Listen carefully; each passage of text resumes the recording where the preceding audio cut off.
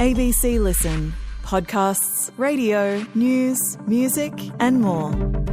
Yeah, I've found it really frustrating, to be honest, just because I do see that improvement in some of the players for sure. And when improvement isn't rewarded, there's frustration. Wallabies coach Joe Schmidt, he does not normally give much away. So for him to admit the Australians are feeling the pinch, I feel like it says a bit. Is this necessary medicine or are we watching a downward spiral? That in a moment with Phil Kearns. We're unpacking the confronting Mary Fowler racism story with ex-Matilda Alicia Ferguson. Soundbites includes Steve Smith roasting Monty Panesar. Didn't see that coming. I'm Patrick Stack. This is ABC Sport Daily. Alicia Ferguson is a former Matilda these days. She's coaching. She's also worked as a player liaison at recent times, including the 2023 FIFA Women's World Cup in Australia. Ish, I suspect like many, you were somewhat rattled by the news that Mary Fowler experienced racism while playing for Montpellier in the French competition. I mean, the incident that everyone is talking about is being handed bananas instead of flowers as a farewell gift. I mean, what was your reaction when you saw that story? Yeah, it's pretty horrible, first and foremost. The fact that that happened to those players in that environment, I mean, I can understand how much that affected Mary. Just absolutely horrible. But it's just something we constantly see and we continually see in sport. And there's so many campaigns, there's taking the knee.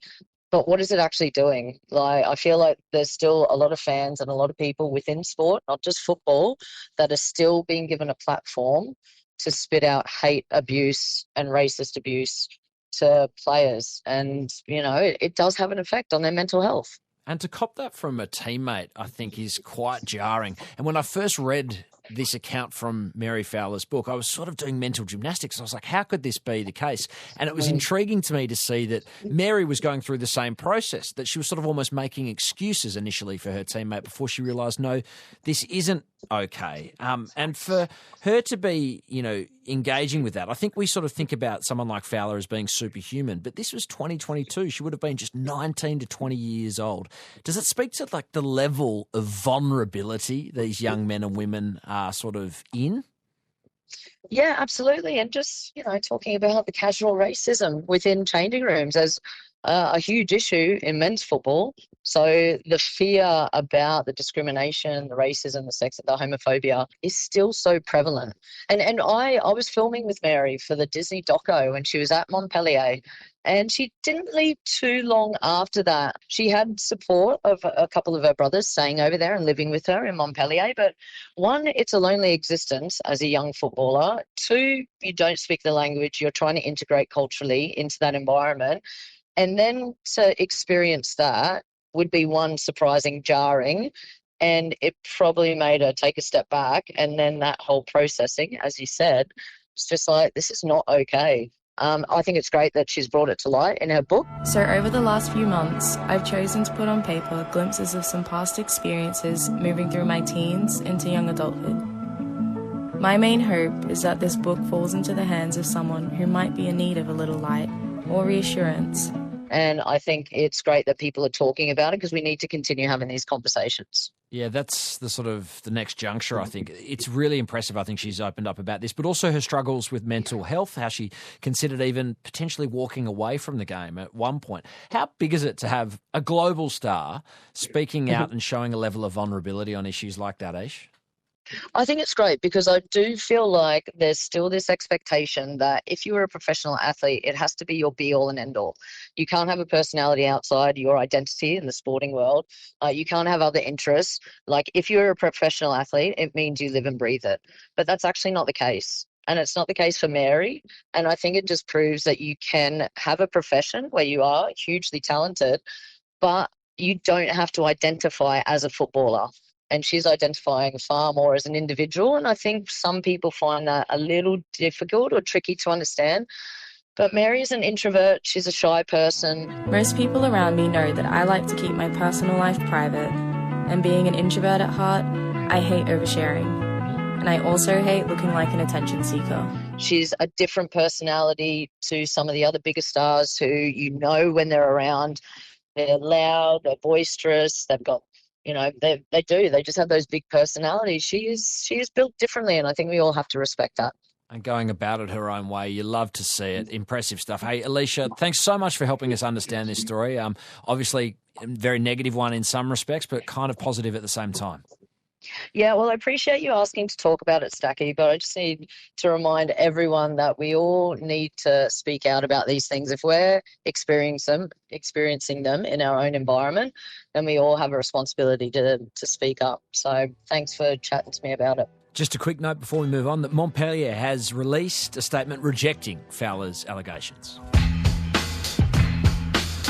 The Wallabies' final international of 2025 takes place Sunday morning when they play France. Things have not gone well for Australia on this tour. Wallabies legend Phil Kearns is here to talk about it. Phil, 1958, that was the last time Australia went winless on a European tour. They'll need to beat France to dodge that history. Joe Schmidt, he's on the tail end of his tenure, and I just wonder how much of what we're seeing is necessary medicine and how much is just downward trend? That's a really interesting question because, a few months ago, Joe was the hero, had a good series against the British Lions. In fact, we should have won that series, but we won't comment on referees. And then, we had a great win against South Africa and just seems to have faded away. And you don't become a bad coach from being a good coach in the space of a couple of months. So I'm not sure what's really happened over that period. It's certainly been an enormously difficult campaign, 15 tests over this period. That's a lot of test matches to play, particularly this day and age where the intensity of all contact sport, but the intensity of rugby has increased massively. And at the same time, the countries from different parts of the world that may not have been, strong rugby countries have become incredibly strong as the game grows in those places. Argentina and Italy, just to name two. Yeah, it was really intriguing to hear you speak to Schmidt because he's someone who's so traditionally understated, and his press conference overnight, he spoke to that level of frustration. I can tell you, I know how hard the players are working and what it means to them, and they are frustrated that they feel like they've let supporters down. This is a guy who is clearly pouring everything he can into this. And as you say, at times there's been optimism around the Wallabies, but less so right now. Can you find cause for optimism when you watch this Australian side right now? The frustrating thing is that we get ourselves in a scoring position and then under pressure throw it away. Against Ireland, that was particularly obvious. We had 4 line-out opportunities within 10 metres of their line. And we normally score from that position, but we lost all 4 line-outs. Pollard, finally Australia get themselves into the Irish 22. It's Pollard's throw, and it's over the top. It's an absolute miss. And they're the simple basics of the game that we had so right against the British Lions and against, the Springboks and some of those games against Argentina and the All Blacks. We had those things right. And they just seem to have deteriorated. And the other factor, the simple basic skill set, is the high ball. Why are we the only team in the world that cannot catch a high ball? Furlong. Stay inside, stay. Prendergast sends a tricky one up centre field. Potter gets the timing wrong and Sheehan tidies up. They're skills you should be learning as a schoolboy, not as a Wallaby. Speaking of the high ball, one person who has, obviously got excellent skills when it comes to dealing with that facet of the game is Joseph Akuso-Suaalii. Have you been surprised at all to see him spend all of his time in the centres and not tested out too much at fullback, given his skill set? We haven't really seen that skill set displayed, maybe because he is playing 13, but that doesn't mean you can't set up moves. I think the area where Australia's really struggled is to settle on a 9 and 10 combination. I don't know how many there's been so far in the 15 tests this season, but I don't think the same combination has played 2 tests in a row. That's sometimes been due to injury, but sometimes Joe just testing players. And to be the best team in the world or in the top 3 in the world, you've got to have a world-class 9 and 10. We don't have it right at the moment. Yeah, James O'Connor has been cut adrift for this clash. We've seen Lolesio, Edmed, Donaldson, Liner, Gordon at fly half at various times over a gruelling 2025 year. Do you have a sense, Phil, when you watch the wealth and breadth of rugby that you watch, who is the best 10 in Australia right now?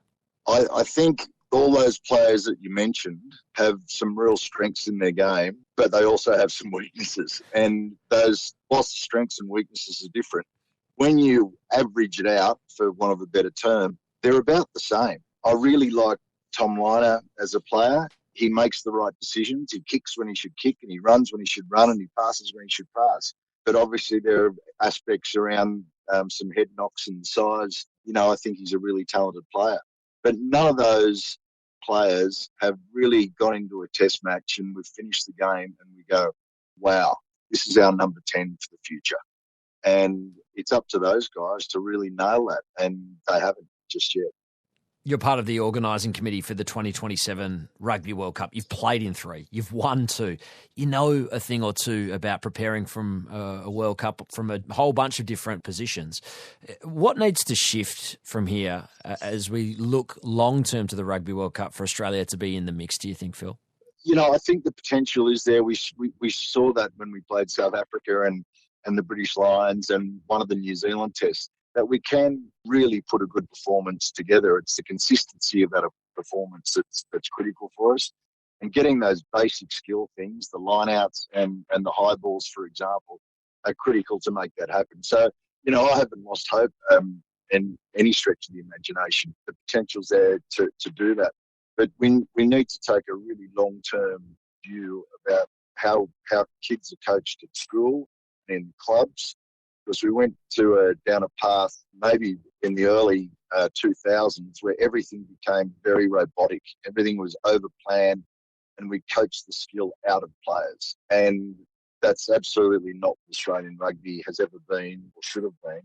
But that's where we've ended up. And we need to let players at school and at the junior club level, display their flair. Don't play this robotic plan game. Just play the game with freedom, which is what Italy did against us, what Ireland did against us. There's a game plan in the background, but there's plenty of leeway outside of that game plan to use your skill and use your talent.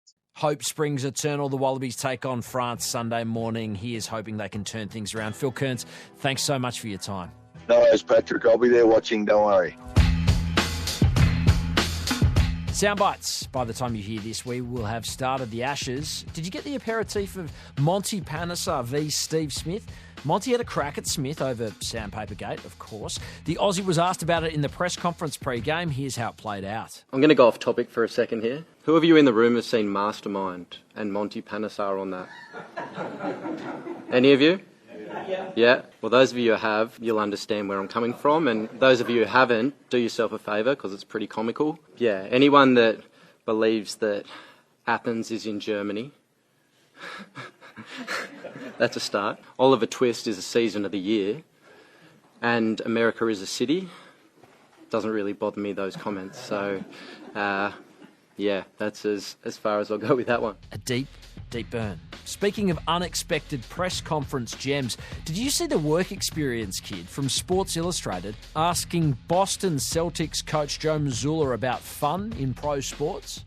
Yeah, I struggle with that, to be honest with you. I think everyone has a different definition of fun, and you have to find one as a team. And, I think fun's a cop-out sometimes when things aren't going well. Everybody likes to say, well, let's just have fun. And it's like, well, what does that mean? And so, I think you have to define what fun looks like as a team, and then you kind of have to go after that. But, that phrase can be a cop-out sometimes. So as you get older, kid, don't use it, It's like, I just want to have fun. It's like, well, what does that mean?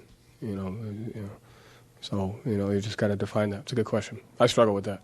Just a heads up to that kid, do not worry about getting a direct answer from a coach. You're in for a lifetime of that. How about something feel good to finish? What about Ellie Carpenter and her wonder goal for Chelsea in the Champions League? She will let it go this time. She'll find Ellie Carpenter. Thompson through the centre. Carpenter goes alone! What a cracker from Ellie Carpenter! What a strike. The Blues drew 1-1 with Barcelona. I'm Patrick Stack. This is ABC Sport Daily, produced by Poppy Penny. Thanks to Mary Fowler's Instagram, Stan Sport and ESPN UK for the extra audio used in this episode. Discover more great ABC podcasts, live radio and exclusives on the ABC Listen app.